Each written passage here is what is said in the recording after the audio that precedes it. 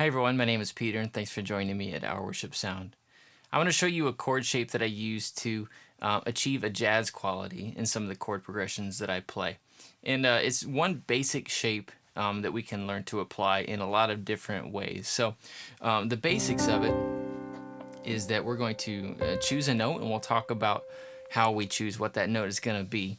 But then we build fourths down from there. When I say fourths, I mean the interval of a perfect fourth.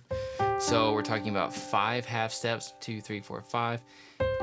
And then the second note is a perfect fourth below that as well. Okay, if you need help finding perfect fourths, one quick tip is that generally with this chord we're going to be using all of the same color of keys. So this one has all white keys, this one has all black keys, all white keys.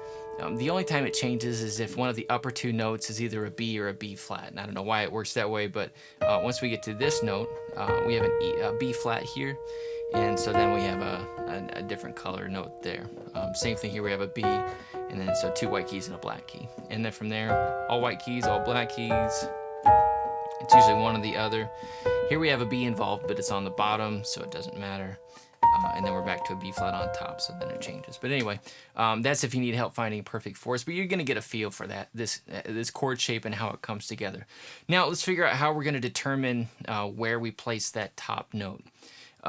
So we're going to think in terms of chord numbers and where it falls within the context of a key. So again, we're going to come back to the scale notes and giving each one a number and building chords off that. So if I'm playing in the context of C major, I have the C major scale. I'm going to number all those scale notes, 1, 2, 3, 4, 5, 6, 7, and build a chord off each one of those notes. So we're going to have the 1 chord, the 2 chord, the 3 chord, 4 chord, 5 chord, 6 chord, and the 7 chord.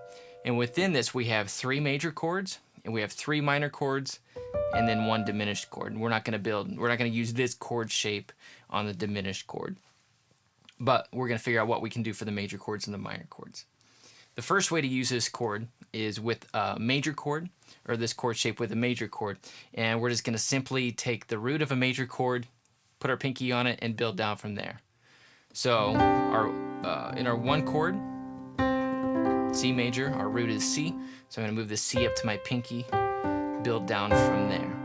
And so what we end up is a nicely spread out version of the 2 chord. So by that I mean like a C2 chord. So we take the 1 chord and we play it this way. I'm just going to take the C, move it up top. There we have our chord shape. So build it off the root of a major chord. The other major chords are the 4 chord.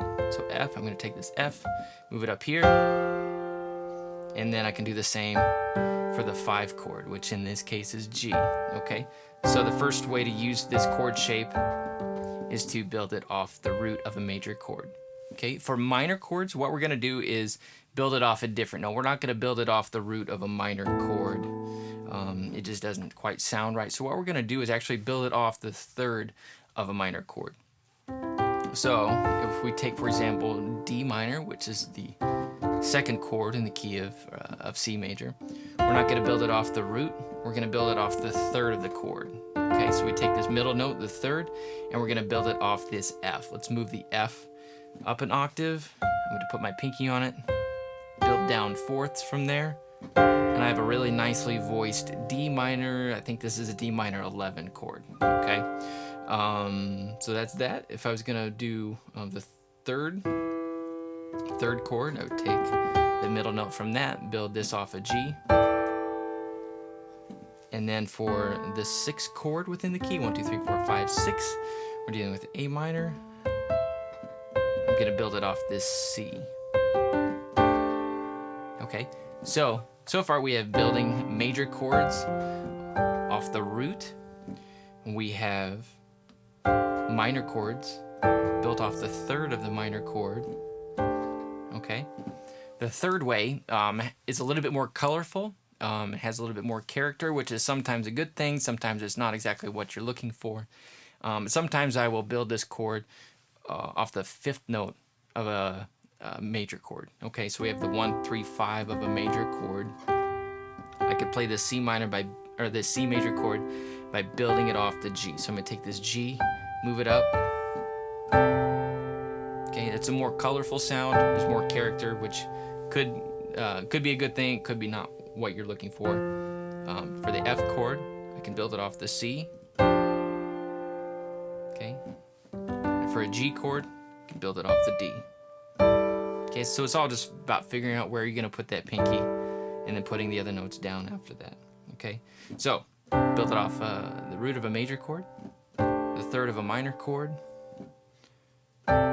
or the fifth of a major chord. Okay, for the fourth and final way, we're gonna go back to the first two steps and say that, you know, when you take this major chord or the minor one built off, you know, the same note, you can take everything up a step. Okay, let me show you what I mean. So if I'm playing a C major chord, I can play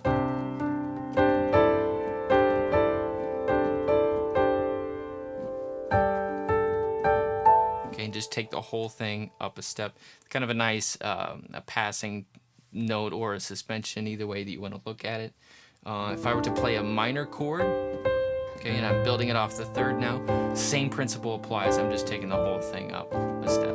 Okay, so again, the four ways to use this are build it off the root of a major chord, build it off the third of a minor chord. Okay, so D minor. Or you can build it off the fifth of a major chord, or you can go back to one of the first two ways and just move everything up a step. Okay, so I hope that makes sense. Just adding some color to your notes. The nice thing about this is that you don't have to overthink the theory of it. I know I said that, you know, this is a nice voicing of the minor 11 chord, but you don't have to think in terms of that. It's just kind of like using this shape in different ways and deciding whether or not you like it is ultimately what it comes down to. So that's a little bit maybe more of an advanced chord concept.